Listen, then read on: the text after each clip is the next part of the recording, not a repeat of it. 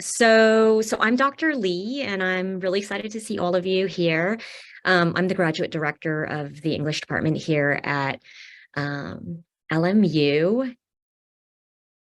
Um, I think I had Dejanay as a student before. Hi. How is everybody? So what I was going to say is that I have a just like a short, slideshow presentation that kind of lays out some background to the program, which I think a couple of you already seen before, but it'll be quick. It'll be like 10 minutes for those of you who don't have uh, much background into the program. And then I'm going to leave time just to answer your questions about the MA program in English. So I hope everybody can hear me okay. I'm going to share my screen now and yeah, just go through this slideshow quickly. If I can find it. Oh my gosh. Okay, here it is.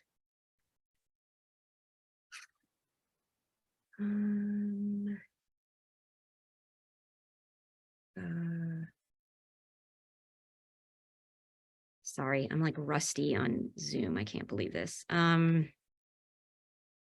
Share screen. Yes. How come this is not working? Host only. Have I been made the host, Denise? Yes. Yes, Okay. you are now the Oh, host. share screen. Okay, Mhm. here it is. Okay, thank you. All right, sorry, my desktop is a mess. Play from start. Um, okay. So as I mentioned, I'm the grad director here, and I always like having kind of images as part of my presentation. This is a really beautiful painting that I like to include, and it's called Connecting, because I think that is one of the missions of our program, is that we really want to connect with our students. We want our students to connect with one another and with the faculty, and then across, differences in age, differences in background. This particular image is by an Indonesian painter, and it's also an image of her in, I think she's in her 40s, connecting with her younger self. And so part of this presentation is about the kind of things I wish I had known when I was looking at grad schools and didn't know. And this is the advice I would have loved to have, or at least the background I would have loved to have.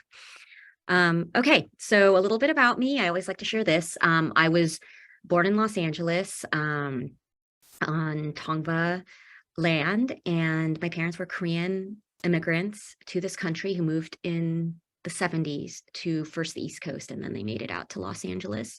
My pronouns are she, her, hers. My path to LMU, I went to graduate school and studied Victorian literature and also African American literature, and then came to LMU as a visiting assistant professor for a few years, and then left to go to University of Nevada, Las Vegas for 4 or 5 years, and then returned to Loyola Marymount. And it's been a great experience being at these various institutions and also being back in my hometown close to my family. This picture is from 10 years ago. My kids are a lot older now. My son is 10, he's 10, and my daughter is 13. And then my parents, both of them have like white hair now. They're in their 80s, but they still, my parents live near campus, and I have a lot of animals, 2 dogs and 3 cats. Yeah, so that's a little bit about me.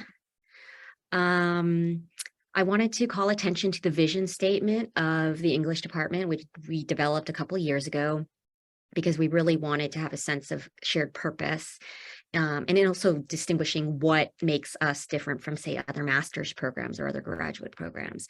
And I urge you could just look up the English department webpage, LMU English department webpage, and you will see the full statement. But the first line is that LMU Department of English, we're a community of creative writers, journalists, and literary scholars, and we are committed to the fundamental dignity, equality, and welfare of all human beings. This is part of Loyola Marymount's mission as a Jesuit institution about the education of the whole person, about social justice, but it is also our central animating mission.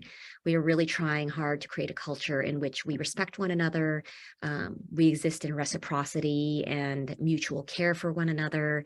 And, this is not a program, like we really aim for equity and inclusion and strive to be better. And so that's why we do care incredibly deeply about our students, and we want you to have a good experience here, not an experience in which you feel diminished or you feel like you're not being heard or seen. And then this is just, this is a work by Glenn Ligon, who's one of my favorite artists. And, I think this is something that also is very central to what it means to try to move forward within this country. This is a mission that is also one that this country needs to kind of move towards. Okay, so why LMU English in particular? We have small class sizes. Our classes, they can be as small as 5 students, as large as, maybe 15 tops, but most are smaller. The cohorts have historically been about 13 to 15 students per year. Some years it's a little bit larger, some a little bit smaller, but that's about the average. Our professors, this is a teaching university. So while our professors do research and do publish, it's central to our identity that we are teacher scholars, that teaching is foundational to what we do. So you will get to know your teachers, your professors here. They will know your name.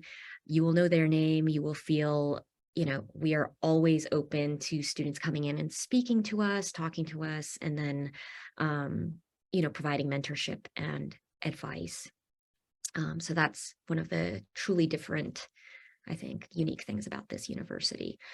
Secondly, thirdly, I guess, conference and travel funding. We do have support, financial support. It's generally about $500 a year if it's a domestic conference, and then up to $1,000 a year if you want to travel internationally.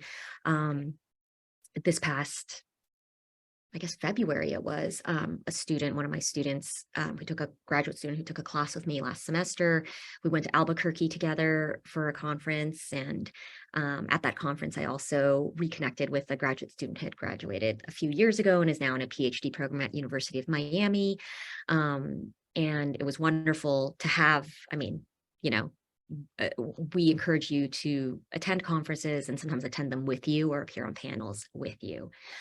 There are also teaching fellowships and graduate assistantships, so this can help defray the cost of the program. You can specifically apply for this in your applications. You can talk about, maybe you have interest in teaching high school, maybe eventually college. Perhaps you already have experience that can speak to your readiness to be a teaching fellow.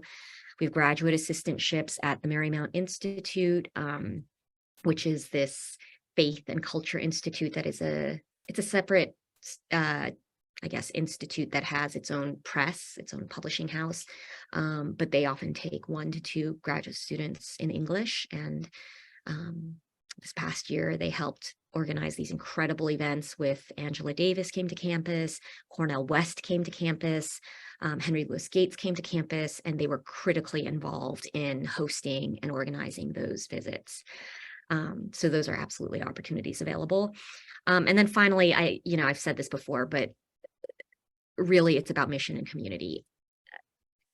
I went to graduate school, and oftentimes community and mutual respect and collegiality were not central to the educational mission of those schools that I went to. And so what I love about this school is that that's not a peripheral or a secondary concern. That is central to our role, is that we want you to feel a part of this community, and we want you to feel as energized by the mission of the university and our commitment to social justice, equity, and inclusion.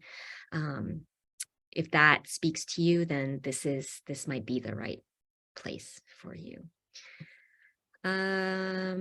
Okay, you guys can take a picture, or everybody can take a picture of this if you would like. And I can also, if you would like me to email them to you, I can go ahead and do that. But these are the links to various social media or socials, which are run by undergraduates and graduate students, and we'll give you a little insight into what the everyday events in our department are like. I have a link to the LMU graduate program in English if you want to see some more about what are the various requirements, what are the application requirements, and then the graduate admissions, they sort of oversee across the university. So if you need more information there. And then the next page, some additional helpful contact. Maria Jackson is our administrative coordinator, incredibly warm, welcoming person who has been at the university for decades, and really takes the graduate students under her wing. Jacob Longini is a second-year graduate student and is incredibly knowledgeable and has taken prospective students on tour and responded to emails and is a great resource. Amy Ross Kilroy is the head of the TFs. So if teaching is something that you're interested in and you'd like to speak to somebody more about that, she is an incredible mentor, also has been at LMU for, my God, more than a decade, and herself went to LMU as an undergraduate, so really knows the culture of this institution. KJ Peters is our chair. He was a former graduate director, so he is also really knowledgeable about the MA program. He's also been at this school for a very long time, and is welcoming and enthusiastic. And then, of course, myself, I'm the graduate director. I've been in this position for about 6 months. And so if I don't have an answer to your question, I may ask KJ to come in and advise and inform, but I'm also always happy to respond to emails. So I will stop sharing now. And I just wanted to open it up to questions. I'm sure there are lots of things you want to know more about. I'd be happy to respond to. And let me check the chat. Oh, okay. Denise just left. Okay, so yeah. Does anybody have any questions or? I have a question. Oh, sorry, go ahead. Jennifer. Hi, I'm Jennifer. a CBA. I'm an administrative coordinator here. Who of all those contacts you just gave us, who would be the go-to to just kind of talk about what my goals would be in the program and what it might look like, to kind of get to kind of figure out kind of like where I would fit in, what I need to bring to the table. I've been out of school for a really long time. Yeah. So No, that's fine. Yeah, that is. I was they don't even offer it at Syracuse anymore, but writing for television, radio, and film. Oh, Minor in awesome. I taught high school English for several years. I have a law degree, so I'm Oh my God.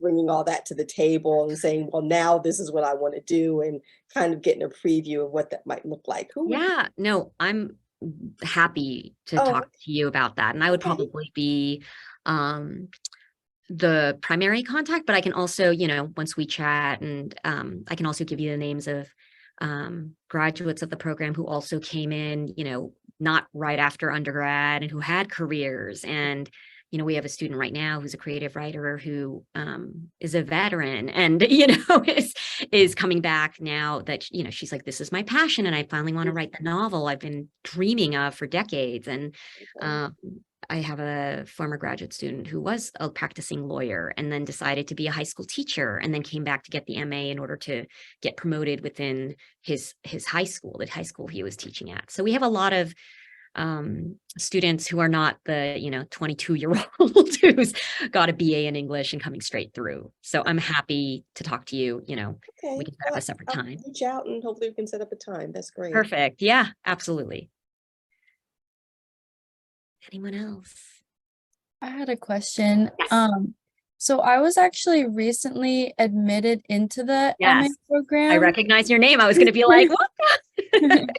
And I just had a couple questions about like funding. I know you talked about the teaching fellowships. Yes. And I remember in my application, because I am interested in a teaching fellowship position, I think like, I don't remember like a separate application, but I think like if it was in my personal statement, I think I like addressed it there. And then I also had a letter from my boss right now for my writing tutor position.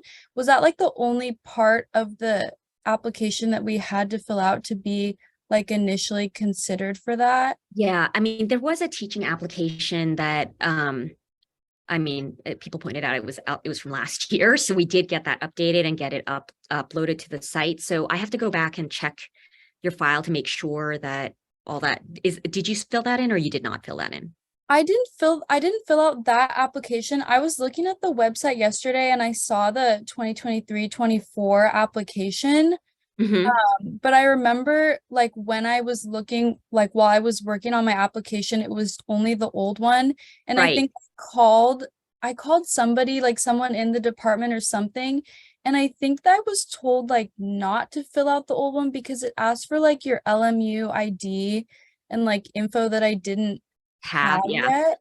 Yeah. So I guess because we have not extended like TF ships and GA ships, we're just trying to I mean, I've been out of town, so I haven't dealt with it. So, but we are, but what will probably happen is that if that's not on file, because we do need it on file, I will probably send out an email. And it sounds like Sophia, you have the same question. Yeah, I'm going to send out an email asking you to fill this out if you haven't already, which, like I said, it's our fault. We didn't get the updated form out until I want to say a week or two ago. And then once we have that, then we can start extending offers Got it. for Okay. these TF ships and So these. could that be like, could you be considered for that position like before accepting the offer to attend? Okay. Yes, because That I was know something, yeah, because like price was, I was yeah, looking for like some sort of funding or a way to like defray the cost. So yeah, that is a that's great question. And absolutely, that is critical to people's decisions on where they accept and where they don't. So I completely understand. And I know it's also like a pressing, like you want to make this decision sooner rather than later. So what I will tell you is that I will try to send out the email. Probably I can't do it today, but I will definitely send it out tomorrow or Friday. okay. And then just get it back to me as soon as possible. I'll probably say, I will start making decisions about extending offers for these things, maybe in, I don't know, is a week enough time for you to, Yeah. I'm sure once again, you would like to have as much information as possible, as quickly as possible, but I can commit to, sending out the email by end of this week, hopefully tomorrow, and then give you, maybe about a week to get back to me and then have a decision like quickly. Yeah, that's great. A Quickly. week is Okay. great. Thank you for your patience. Yeah, no, of course. And then in terms of like, because when I was looking at the application, you have to put in your like LMU ID, and there were like some other questions about like, I don't know, like how long you've been a student or like credits, like something like that. We don't have to worry about that, right? Okay. Just skip that. We probably need to revise that. Clearly, that's like not supposed to be there. So just skip it. Okay. Sounds Okay. great. Thank you All right. so much. Not at all. So hi. I already accepted. Oh, okay. Yeah. Awesome. Welcome. I got the email and I was like, I was all full on emotions. Last night, this morning, I like Congratulations. Yes. Thank you. Yeah, so I'm feeling a whole bunch of excitement and so I did accept the letter. And so my only thing is that's okay, right? Even though that's totally fine. You are still eligible. Like you can still submit a TF form, and we will still consider you for a TF ship. That's not gonna, I hope, yes, yeah, that won't hinder anything. Okay. And then I guess my follow-up question is, I don't know about you, Ashlyn, but I was struggling on like logging in. So I did log into my portal. I'm just struggling on figuring out the orientation and the housing and the I guess the scheduled classes. Is there a way I can go in person and someone can assist me on that? You could. I would reach out to the graduate admissions, like the overarching grad admissions, which it was on the previous slide. I can try to look it up. I did. I have their contact info. Yeah. Their Okay. response, they can help walk you through it, or if you feel better coming to campus and they can walk you through it in person, Okay. they're the people to contact. Thank you. Okay. Awesome. Dejanay! Hi. Oh my God, how are you? Sorry, Dejanay was my undergrad. Like, how long ago was it? I was a pandemic graduate, so 2020, maybe 2019 was our last class, I think. Oh my God, star student. Dejanay, you were a star. Oh my gosh, thank you. Man, I miss you so. Oh my God, I'm like, please come back. Sorry. I'm actually, this is kind of like not random, but I saw the email and I've been considering graduate school. So I'm kind of in the position like the other lady who just mentioned, like I kind of need to flesh out my thoughts to see Mhm. where exactly I should position myself. But also I do have a question now in regards to the fellowship and just you can explain exactly what that is. Is it a teaching fellowship for like for college, or is that just for like high school or middle school teaching? Yeah, no, the teaching fellowship is we have, I mean, I think we have the budget this year for 5 of them. And it's a teaching fellowship that usually it's a 2-year commitment. And so through the both years of the program, and the first year you're sort of I guess it's like sort of an apprentice model where you work as a writing instructor for a professor. It could sometimes it's in the English department, sometimes it's in a different department, who is teaching a first year seminar, which you're familiar with, right? So it's like the writing instructor who helps with instruction, might help with some of the grading, and it's a way for you to shadow a professor and to see, okay, this is how you conduct a class, do a lesson plan. You know, sometimes you might have the opportunity to teach a class on your own, but always with an instructor of record who's kind of mentoring you. That's for a semester, and you will get paid for that work as part of the TF-ship. And then the second semester, I think the second semester you can it's the whole first year is being like a writing instructor for a first year seminar professor. And sometimes it's a different professor the spring semester. But that's for the first year. The second year, you become a rhetorical arts instructor, which is your own class. And there is, you know, support there too, where, you know, you will have a cohort of other rhetorical arts, colleagues from your program, but you will get to teach your own class, which I know can kind of be scary, but the hope is that first year lets you dip your toe into the water. And then also Amy Ross Kilroy is you will be taking a class with her where you learn like various pedagogies. And then she is also a wonderful mentor and resource if you're just like having trouble with this student, or I don't know how to deal with this grading thing or whatever. She's also there to help you along that first year. Okay, that makes sense, because I was just thinking for me, so actually I'm not teaching, I'm subbing right now. Mm-hmm. Teaching 6th and 7th grade English, but Oh, wow. I want to get away from the middle school. Oh, middle school is tough. Oh my gosh, you have to be some people love it. They love that age. I am not one of them, so I hear you. Yeah, it's so funny because I think about like the way you taught, and I had that same kind of where I would make the students come in and present something. That didn't work for middle schoolers, right? Well, you know what? It somewhat, but you know, it was a difficult time during and stuff. But I'm so happy I got to just join into this session, because I definitely want to just flesh out more thoughts and just see where I can land. Yeah. So, you know, maybe be a prospect for the program this upcoming. That would be amazing, because, you know, it's rolling admissions. The early preference deadline did pass about a month ago, but we are still open. So if you are interested to potentially start in the fall, there's still a chance. So for sure, reach out to me and we will chat. Okay, sounds good. Yeah. And we also have a lot of research. Like if you wanted to go into high school teaching, we have a really strong network of connections to the independent school community. So not public school, and not necessarily, I mean, ironically, not the parochial schools, not the Catholic schools, but a very strong network with independent schools. We've placed a lot of graduates at different schools in the LA area, and they pay well, and they have strong benefits, and they love master's graduates from LMU.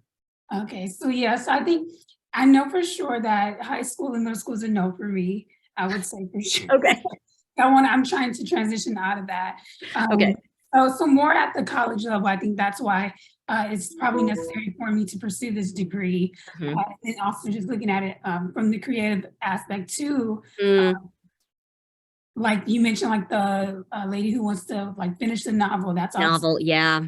for me as well. Really wanting to get back in that creative bag. So Yeah, no, that's great. And we have a new visiting assistant professor who, you know, is coming out with a YA novel in a couple of months, and she's fabulous. And yeah, so 100% happy to chat with you more about that. okay, sounds good. Thank you. Okay. Yeah, does anybody else have any questions? Or, you know, if you think of stuff after this Zoom, you know, my email is, I mean, I'm sure all of you have it, but I'll put it in the chat again. It's just julia.lee@lmu.edu. And yeah, happy to hop on a Zoom with you, or, you know, if you feel like coming, if you haven't been to campus and you want to look around, I'm happy to. Yeah, I mean, Jennifer, you're on campus. Deshnae, you went here, so I did like you guys, but yeah, Sophia came to look around, and yeah, Ashlyn, yeah, for sure. I had a follow-up question. So I was wondering, you said that like a lot of the times students who are interested in teaching like at the high school level can get placed at schools in the area. Do we need, like, I know for like some schools you have to do like the single subject credential program. Yeah. Is that something that you guys offer, or that we would have to like look to do elsewhere after the program? You know, the person I would reach out to for that question is Amy Ross Kilroy. She knows, I mean, I think she does the undergraduate, like getting some sort of certification so that students can go into public school teaching. I think there is like a credential that you can earn as an undergrad. For the graduate, I don't, you'll have to ask her about, you know, single subject stuff, but I don't know the details, but I do know that, and again, I'm more familiar with the independent schools, but they don't have that same requirement. But they do, you know, look for advanced degrees. And then since a lot of them have hired from our school, I think we have a good reputation for, you know, producing really knowledgeable, strong teachers. Okay, great. And then one more question. I think on the application for the teaching fellowship, there's also the, like on the same one, the graduate assistantship, is that correct? So when I'm applying, could I apply for both? You can absolutely Okay. apply for both. And, you know, and there is I mean, if you have a preference, that would be helpful when I'm allotting, because, you know, if you would prefer to be a GA instead of a TA, you know, and maybe that'll free up a spot for somebody who would rather be a TA, that would be helpful for me. But yeah. Okay. Can we just let you know, like in our email or when we send in that application, which one we have a preference for? Sure, absolutely. Okay, great. Thank you so much. All right. Okay, sounds like I think I got everybody's questions, but if you remember something, send it to julia.lee@lmu. Okay. All right. Thank you, everybody. It was good to see all of you. Thank you. Okay. Thank you so much. Bye.